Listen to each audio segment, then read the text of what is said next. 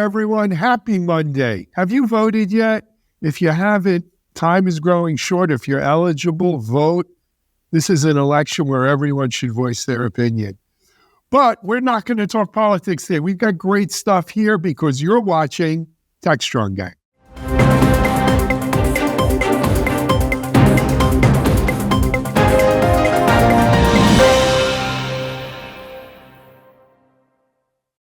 Hey everyone, Alan Schimmel here, Techstrong. Welcome to Monday. It was a long weekend. I hope everyone enjoyed it. The start of the World Series, Yankees-Dodgers Classic. It is, as I mentioned in the opening, really just a few days here before Election Day, so it's time to get busy on that. And I will tell you, there's more than just presidential elections going on. There's a lot of local elections and ballot amendments to state constitutions and ballot measures. If you're going to vote, you should bone up on what's going to be on the ballot there for you and figure out what you're voting for. But enough about voting. Today, we're going to talk about AI coding. The government throws down and into AI. The federal government, that is. And when it rains, it pours for Boeing. They had another little boom, boom. We're going to discuss all that and more. Let me introduce you first, though, to our gang members for today. Coming at us from New Mexico, where she is not going to KubeCon in 2 weeks. So she'll remain in New Mexico. She's the CEO of Deploy Hub and our frequent gang guest here, Tracy Ragan. Hey, Tracy, how are you? I'm good, Alan. Thank you. Yes, I'm not going to be going to KubeCon. I'm going to be sitting here on my mountaintop working and getting some fun done. If the mountain won't come to KubeCon, maybe KubeCon will come to the mountain. Oh, God, no. No, okay. Joining Tracy out west, also from the mountains in Colorado, it's future VP Techstrong CTO Mitch Ashley. Hey, Mitchell, how are you? Good. It's the peak-to-peak Techstrong gang from that mountain to this set of mountains here in Colorado. Great to be here. Thank you. My favorite mountain to see another mountain from is when I'm on Haleakala in Maui, looking across to Mauna Loa and Big Island or Mauna Kea. As the sun comes up. Yeah, as the sun comes up. That's a good one. Anyway, moving from Colorado, New Mexico, Hawaii, all the way to North Carolina, it's our gang member, Hope Lynch. Hey, Hope, how are you? Hey, I am well, very well. And speaking of mountains, finally here in North Carolina, Blue Ridge Parkway has reopened after Hurricane Helene. So good for you guys. I'm glad to hear that. Yeah. So we're getting there. All of those political caravans can go back and forth. Yeah. You guys are inundated there in a swing state. Yes. Speaking of swinging, let's go to our Yankee fan. He's besides himself at the World Series. He's our Chief Content Officer, Mike Vizard. Hey, Mike, how are you? I'm good. The Dodgers are on their way to the Bronx, so we'll see how it goes. But I'm pulling out every sure. Here we go. Do we give them a Bronx cheer, Mike?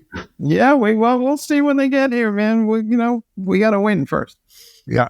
Okay. All right. So let's dive into things. Our first block, Mike, is around the next wave in AI coding. We got a bunch of different DevOps.com articles behind this one. But why don't you set the table here for us? Yeah, so this week we've got this big GitHub conference coming up. And of course, they've been driving this whole GitHub Copilot thing for a while.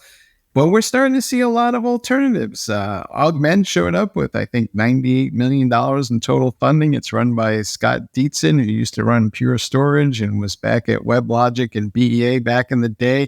Littler, smaller company, Zencoder has an alternative too. And I think there's going to be a boatload of these things that are coming out.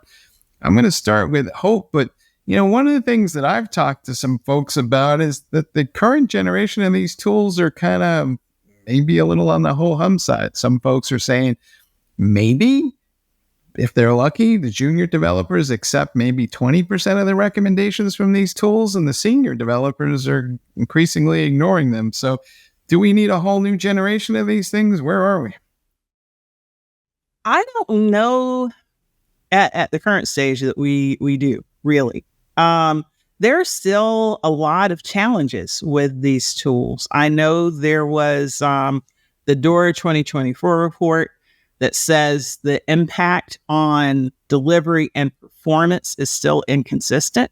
For organizations that want to have some clear line to understand the payoff for these tools, they will be struggling with that. To me, if you want a tool that will help you with testing, to understand your testing coverage, are you running the right types of tests? These tools can be very useful. If you are a very experienced developer, I don't think they are going to add that much to the arsenal. Maybe, checking on a few things for consistency's sake. Newer developers probably will get more out of it, but then you run the risk of them learning the wrong practices and the wrong patterns because the tool is only regurgitating what it's been given. And if it hasn't been given good information, you're not going to get good information back. So I think there are still a lot of challenges and limitations. Maybe a few years down the line, there will be something really, really great. But right now, I think it just feels more like, just something fun to play with than something to rely on for work on a day-to-day basis.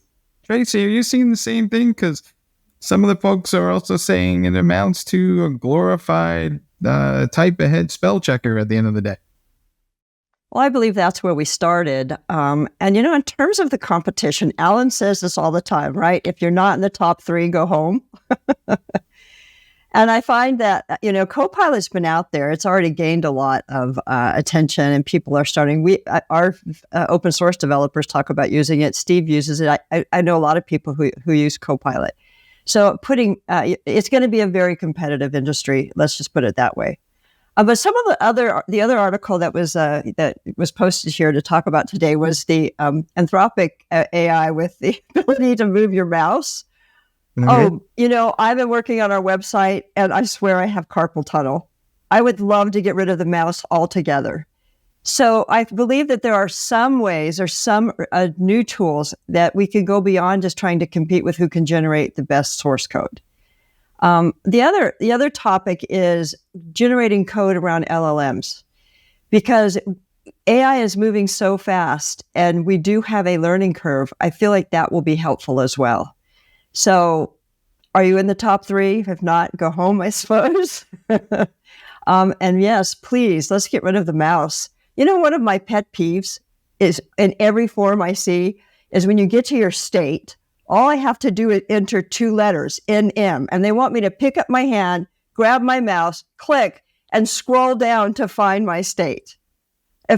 If that would be just done automatically for me, I'm happy with that. So I found that article to be very interesting, this idea of predicting where you need to be and giving you a tooltip at the time.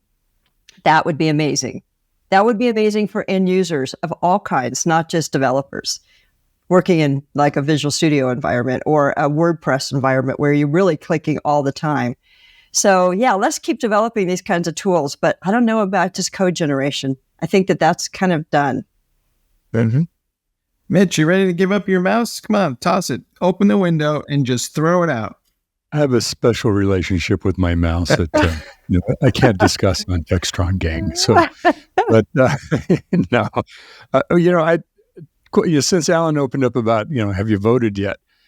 We're at the stage of across all these things, it's a tie, and anybody that's in the lead kind of doesn't matter because that's going to change anyway. And yes, Copilot's made a lot of progress, but you have to look at the trends, not what's happened today, because these startups and the innovators, some will succeed, some will have ideas that will generate better ideas that aren't what they're doing today. So what I'm really excited about is seeing AI applied to specific problems, not just Gen AI. Type me some code. Taught me some code so I don't have to pick up my mouse.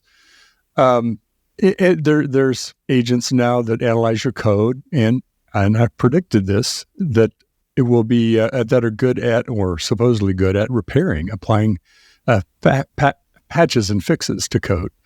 There's also LLMs that have been trained on higher quality code instead of just the masses of code that are out there. I imagine we're going to see LLMs that are specialized in Java 3 point whatever or JavaScript this, really, really finely tuned models over time.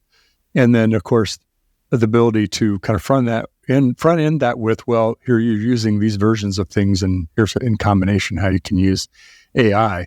On the other hand, some of the products were, well, we give you 3 versions of Claude, and you have these other models to choose from. Well, no wonder the Dora metrics say that we're losing productivity. This is what my explanation for it was, and I think it's bearing out, is it takes experimentation and learning to figure out to use this. It's not a pick up a hammer and there's a nail and I start pounding. I got to figure out what a nail looks like before I can start pounding, or I'm hitting the wrong things until I find the nail. It's kind of where we are. And I think sorry, Alan, but I think there's a dumbing down of software development in all this process as well. I'm surprised by how many, junior programmers really don't understand the command line.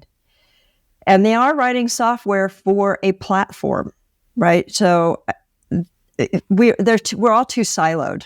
We're siloed, we have developers who are siloed. Now we're giving tools that are just basically helping them, could potentially just say, go generate this. But then that doesn't even, you could use your large language model and say, please generate this piece of code for me. But is it a good code?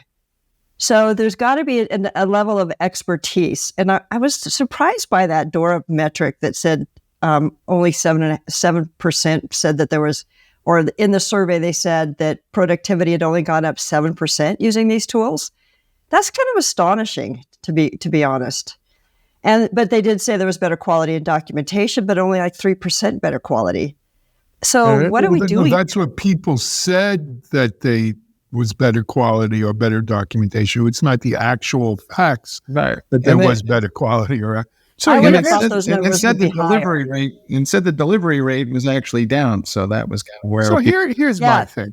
You guys all just sound like, hey, go play in front of your own house. Bunch of old people sitting on the porch. Let's be real clear here.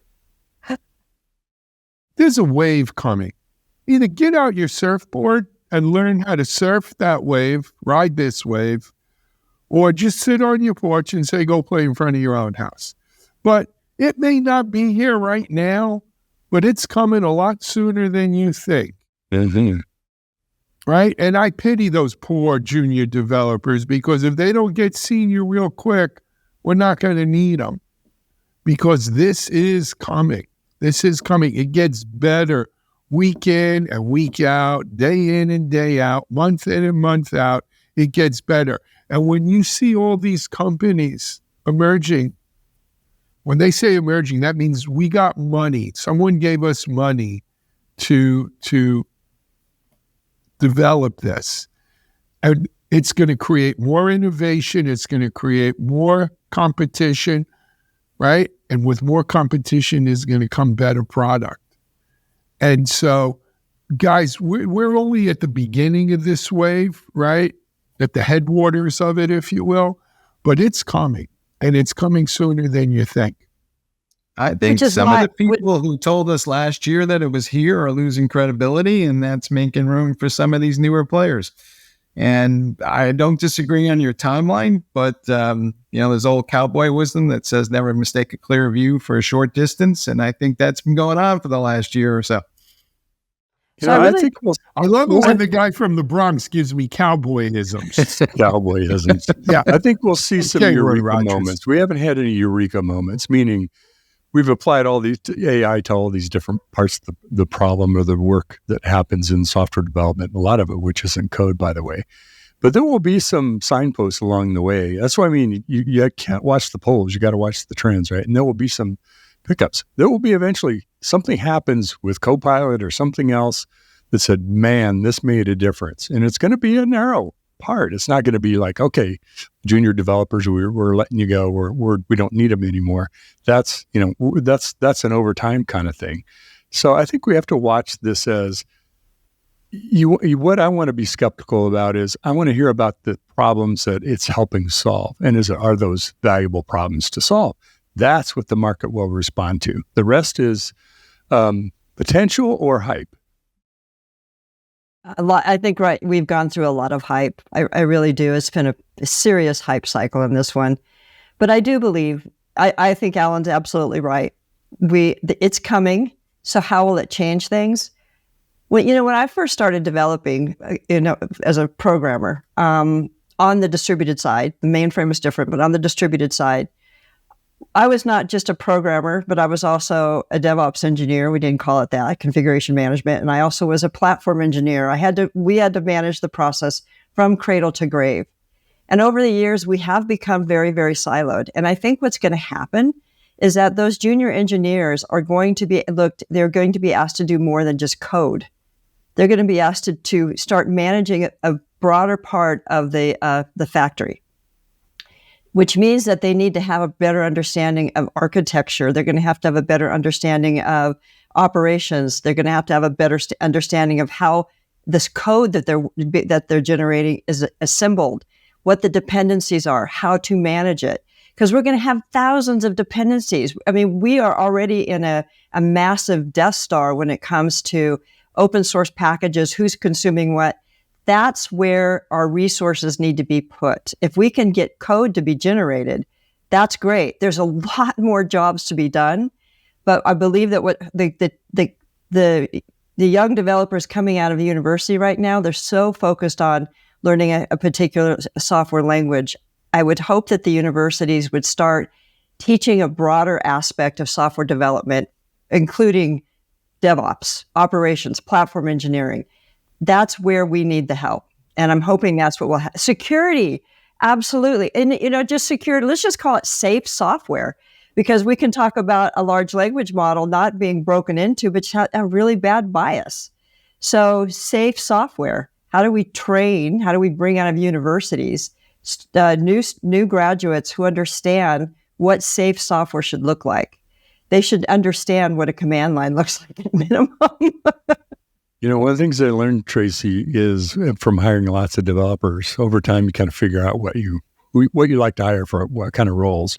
Generally speaking, I'm generalizing, the best developers were always people who knew the stack, not just how to write software. They could set it up. It's not that they're the best, could be the best platform engineer or the best DevOps engineer, but they knew it. They could set it up. They knew Linux. They knew how to install Kubernetes. They know how to, manage containers. They knew how to manage the source code system or whatever we're using. Whatever that stack looked like, they figured it out and learned new parts of it, because the code is part of a system. It's not just code. It's not something that sort of floats above everything else and doesn't kind of really ever touch ground. It touches ground. And, if you're building something, just like if you're building a house, right? It starts with the foundation and on up, and eventually the furniture looks really good. But if the house ain't sound, that furniture is going to fall down. And that's kind of the same thing with developers. And so I always looked for not the full stack developer, but the developer who knows the stack. Yes, exactly. And that's what we lack right now through the university system. They don't know the full stack. And oftentimes they're taught, Visual Studio, or they're taught very specific tools. And I believe that they miss out. And I'm we a need little worried that that knowledge. we're about to abdicate responsibility for the code, and the developers are just going to go, "Hey, the AI tool did it, and if it didn't work, not my fault." So, is that where we're headed with this? Because right now, there's plenty of instances out there where AI code shows up, doesn't work, and people just shrug. I don't know that we can. I mean, if you are delivering code that is not working, even if you have had a pair programmer that is an AI tool, I think you will not be employed. Right? If you had a code generator, it doesn't have to be AI, right? It's still your fault if it doesn't generate the code you want. Yeah, but I do think, in some very small organizations, one of the things that this will enable that I have seen, if we're looking outside large established companies, there have been stories I've seen, Anthropic, as a point where there has been some small, let's call it a startup, but it's, one or two people. They have an idea and they say, you know what? I don't know how to write code, but I can go to Claude, tell it my idea. Claude will generate the code. Claude will show it to me, in the sandbox as it's working. I take that, I copy it, and now I go. To me, that also is a very, very big risk with some of these coding tools, is getting people who are not developers at all, right? Who are now delivering applications and they don't understand testing. They don't understand compliance. They don't understand Why aren't they developers? Because they didn't write the code? Because they don't understand those things? This is my thing, 500 million developers by 2030. Yeah. They may not be the developers you're looking for, but they're developers. They're developing code. They're bringing code to market. Yeah, they're doing a big copy and paste, and it works. So, it's out there in the wild, and people will start to trust their information to it. I think that's the mission, is we have to prepare for a world of 500 million developers who may not be the developers that we think of, right? You want to call them citizen developers or proletariat developers or any man developers, but they nevertheless will use their AI tools to generate code and go forth and maybe prosper, maybe not prosper. And we're putting those tools in the hands of What's men that Batman slogan about the hero you deserve again? Yeah. So, It's the hero you get, right? I just want to remind everybody too that we've been here before. We had code generators in the 90s. I used to use one, Telon. CA had a product called Telon that I used to use. And there was a big movement around CASE, this computer-aided software engineering. And many of us who were coding on the mainframe and CICS DB2, we loved our Telon. And there were other IBM, I can't remember IBM's code generator, but there were plenty out there. I just say this because we used these tools before. We survived them quite well.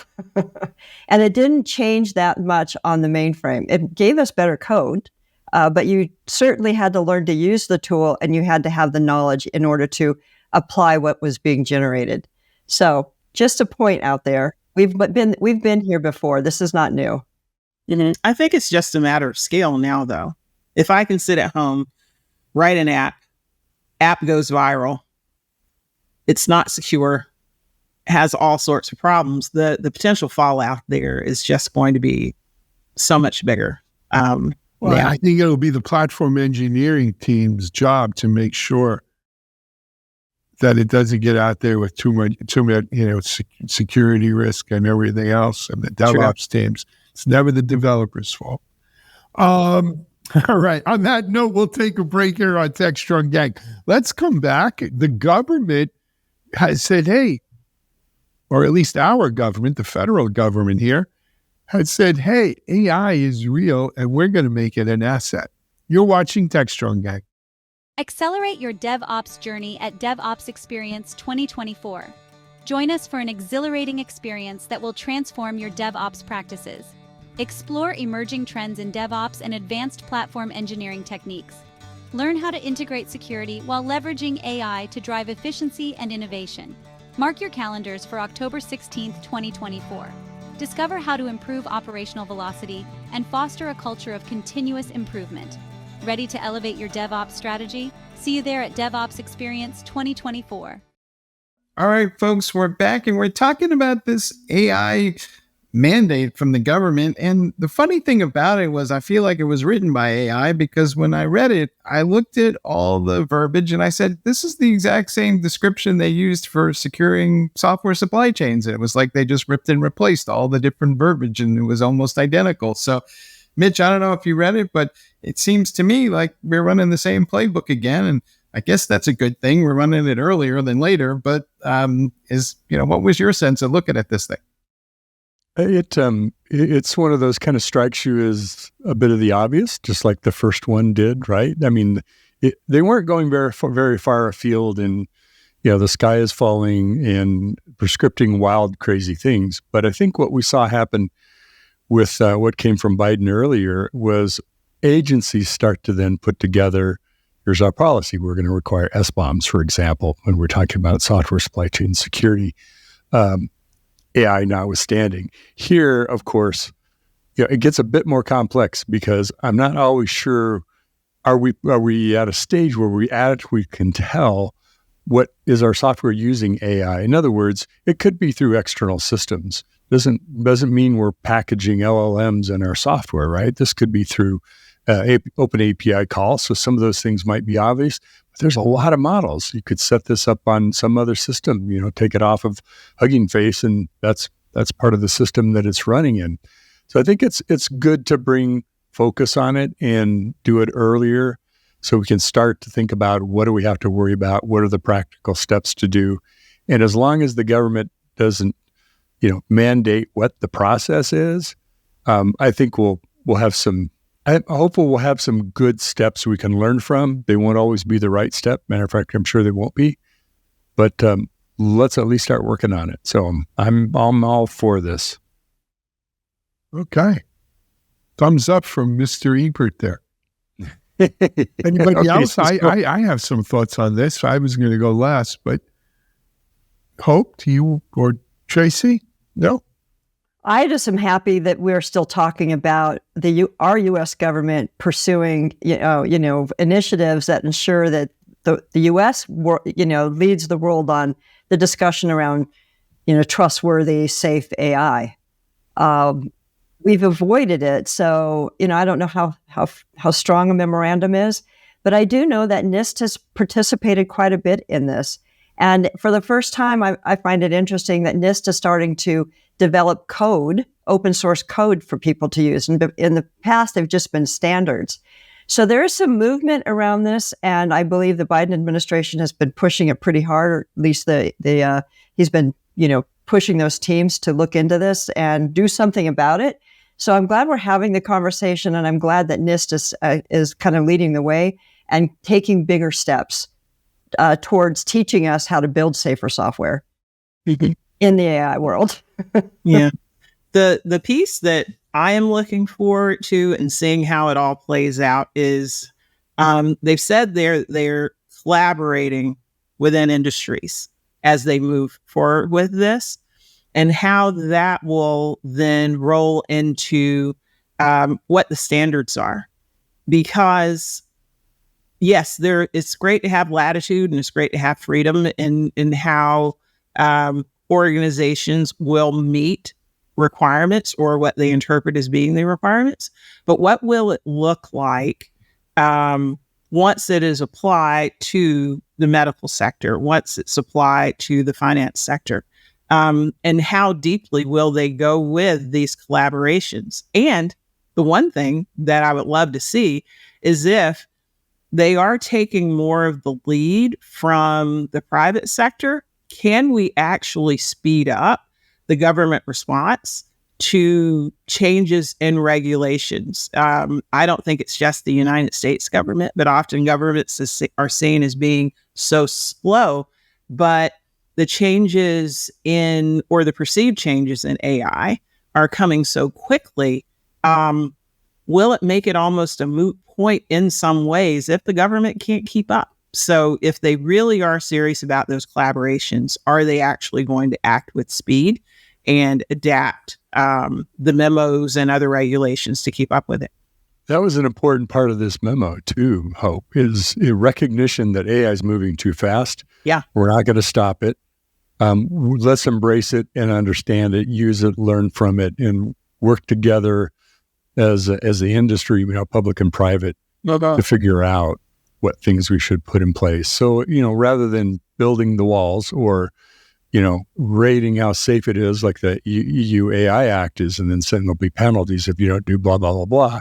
little premature to be able to know what safe means, right? And to have how organizations might do that, which is why I'm sure Apple pulled out. So I'm not trying to be all rose-colored glasses on this, but it didn't come out as some dogmatic, here's AI and here's what we're going to do to squash it, because it wouldn't squash it anyway.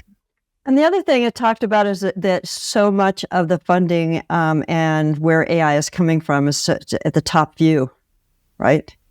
So and that can be that I think that's dangerous. Is that it's certainly not very democratic.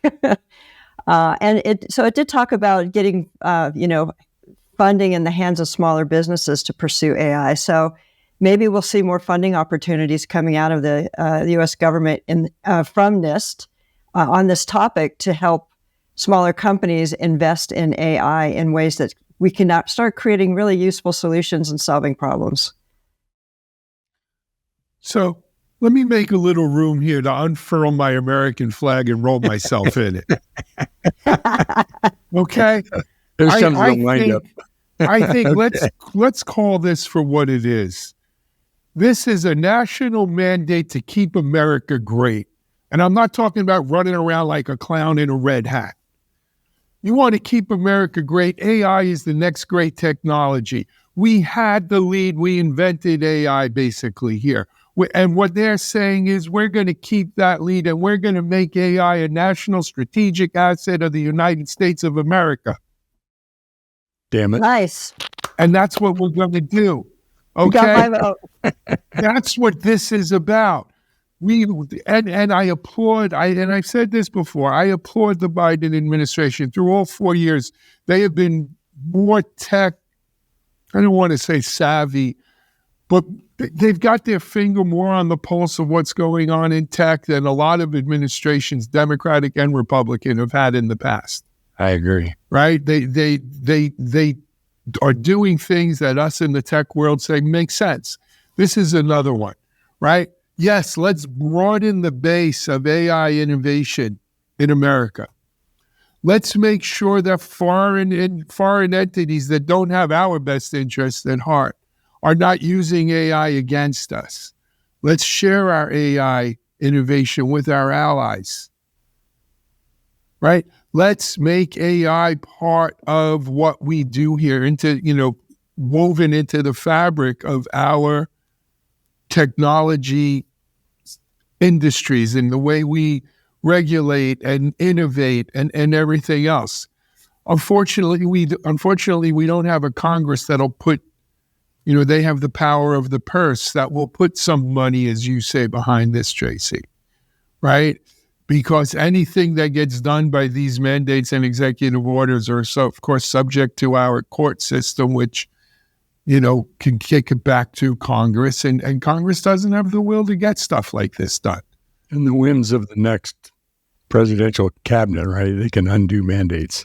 Well, with all due respect to Captain America over there, I've noticed this trend that says, hey, every time we call something a national security strategic asset, it's not too long before we start writing bailout checks put together by the taxpayers to keep this thing afloat. So I just hope for once maybe that we're doing this in a way that doesn't ultimately wind up with yet another tax bill for the American citizens.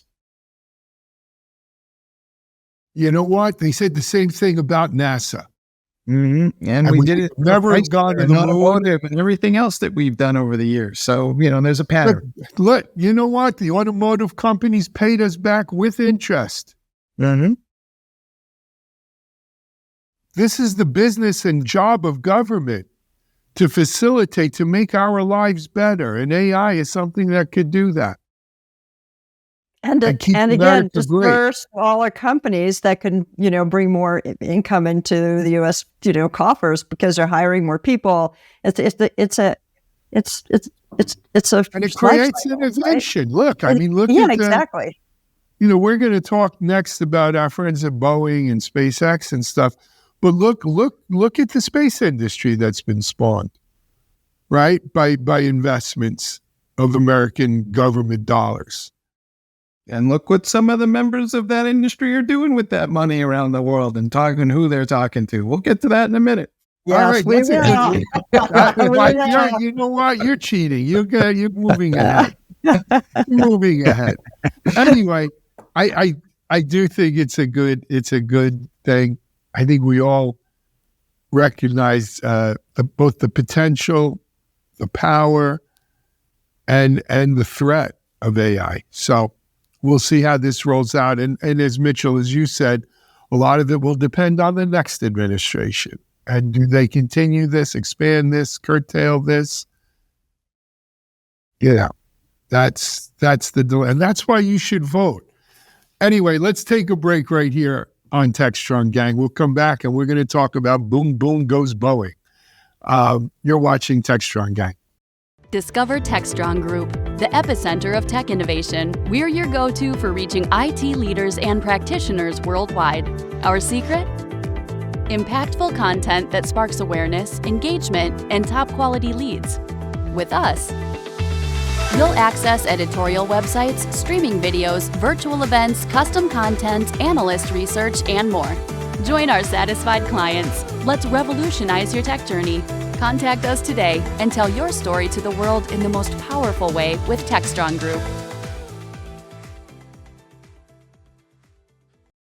All right, folks, we're back. And since we started this fight in the last block, I think we're just going to continue it here. But if you haven't noticed, Boeing had yet another incident. Usually they have all kinds of problems of their own these days, but this one involved a satellite that blew up and knocked out internet service in places like Africa and the Middle East, and it's part of an ongoing series of issues. At the same time, we're starting to see all these Starlink satellites are going up. The demand for those things is incredible. There's conglomerates in India now that want to build their own. There's folks in China that want to build their own as well. And it seems like this is becoming a national strategic issue because now there's reports saying that Elon Musk and the folks at Starlink, at the request of Putin, said, we won't let the Taiwanese have access to these Starlink things. And I feel like this is becoming the next great national security issue. And but are we paying enough attention to it, Alan? I mean, it seems like because these things are satellites that are in Africa, we're not quite understanding the implications of this whole conversation. Well, au contraire, my friend. I think we understand the implications of it very well, and I think it's understood at the government level as well. Here's the dilemma we're in, right? This is classic, the kind of stuff Tracy talks about. When you put all your apples in that big company basket, you are beholden to that big company basket, right? How that big company goes, you go. If you have a broader base of industrial support, no one company can dominate. And so you are much less susceptible to the ups and downs of any one company. Here in the U.S., we've put a lot of apples into Boeing's basket, not just in commercial planes, but as we see here in satellites, taking men to the moon, and the next adventure of space. And look, Boeing's become sort of schlep rocks lately. They're in a slump. They're in a slump. They need to, be taken out of the lineup maybe for a couple of days. That being said, I abhor, with a capital A, I abhor the idea of replacing Boeing with SpaceX, because SpaceX and Elon Musk is a loose cannon who will go to anybody that is going to give Elon more power and money. Hence our Putin conversations here and not giving a U.S. ally, the government in Taiwan, internet access via his company. If a foreign adversary has that kind of control over the U.S. company we're putting all our eggs in their basket to launch our space vehicles and something's very wrong. We need a broader base of space. You know what? Jeff Bezos, Blue Origin's out there. We don't have to pick just billionaire space companies, but we need more space companies. We need more a broader base of this technology. And there are plenty up here in the Space Coast in Florida. There's a bunch of them. But we need more companies. We need more government support. I abhor putting all of our eggs into Elon's basket. He's proven who he is. So I'm not saying he's a great person, very smart, but that's where I am. And just to emphasize that, Boeing alone, they claim that 40% of their revenue comes from the U.S. government, probably around $15 billion a year. SpaceX is getting there, not quite there. I'm sure Elon would like to be there. He's got a ton of contracts. I think he's collected about $15 billion from the U.S. government over, say, the last 10 years or so. So we all have to realize that, Elon Musk and Boeing are not out there being real capitalistic companies in the sense that you're competing and having to work really hard to make sure that you're delivering a perfect product because they're getting contracts from the U.S. government. And I think that makes you a little bit lazy. And I think we're seeing that with Boeing. And it's way too much power in the hands of a few. So the cray-cray part of this thing is one of the candidates now wants to put Elon in charge of the committee to review the efficiency of the agencies that oversee the companies that he runs. So pretty much guaranteed that the first thing that's going to happen is, any agency that's overlooking what SpaceX is up to do is going to get no funding whatsoever. And then we're going to have this kind of dilemma where... But that's the kind of government it's called fascism. It's called fascism, right? It is. This is how Mussolini made the trains run on time.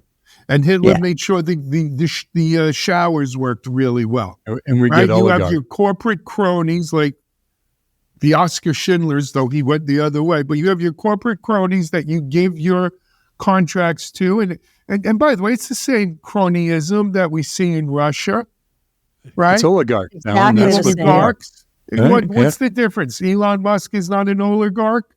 The nice thing about Boeing is it's more of a broader-based ownership, and you don't have a single kind of head there, right? The CEOs get their heads chopped off as often as French kings during the Revolution. But you like that, right, Mitch? What did you eat this weekend? I don't know. I was in New York. But anyway. But anyway, we shouldn't be having, like the Boeing CEO, what is he bringing in? Probably, I don't know, $40 million a year. So poor guy. Exactly. Based on government contracts, 40% of his business is coming from something that's just going to be handed to him. They don't have to really work that hard for it. But here's the other bad part about Boeing. Forget about the government contract aspect of it. If Boeing gets out of the jetliner business, the airline business, there's only one airline manufacturer in the world left. Airbus. Yep. We have no competition. There was a time when I was growing up, I walked 5 miles uphill and then 5 miles uphill home, but we had McDonnell Douglas, right? And they made great jets, and you had Boeing, and you had Grumman. I grew up in Long Island. Grumman was a huge Navy. They made the F-14 Tomcats there. The Tomcats came out of there as well as the Lunar module. You had several civilian aviation companies that were building planes. You had choice. You had more competition. It made them all better. Boeing was never better than when they had to outcompete some of the other American companies. Now, of course, they compete with Airbus. But,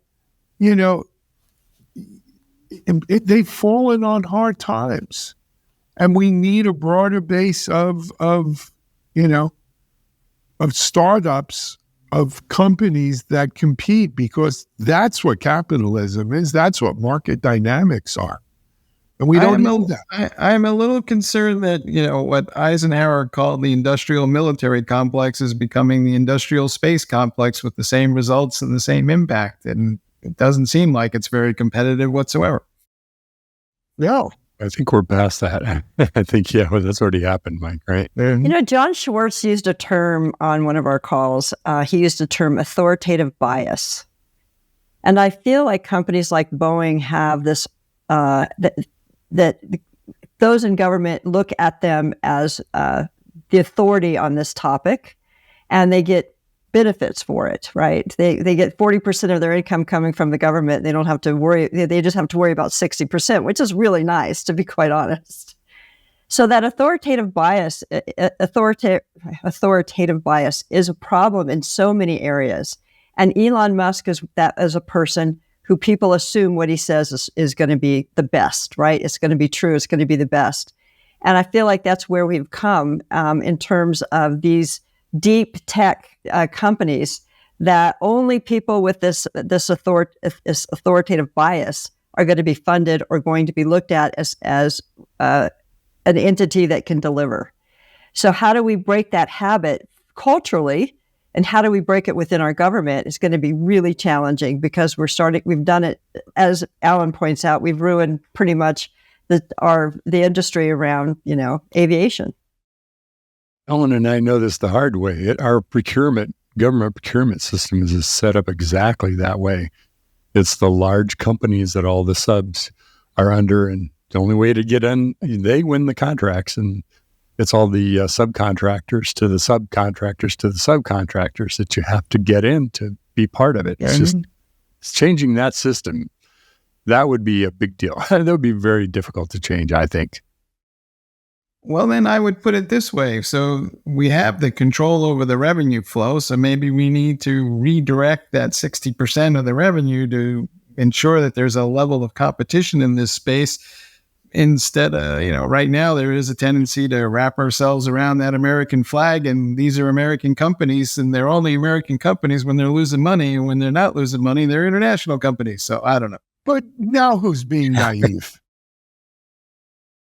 Kate, now who's being, do you really think we're going to redirect that revenue flow? Don't you understand who puts these people in their seats? Do you think Elon Musk is out campaigning for that dude out of the goodness of his heart, or his patriotic feelings deep in his South African heart?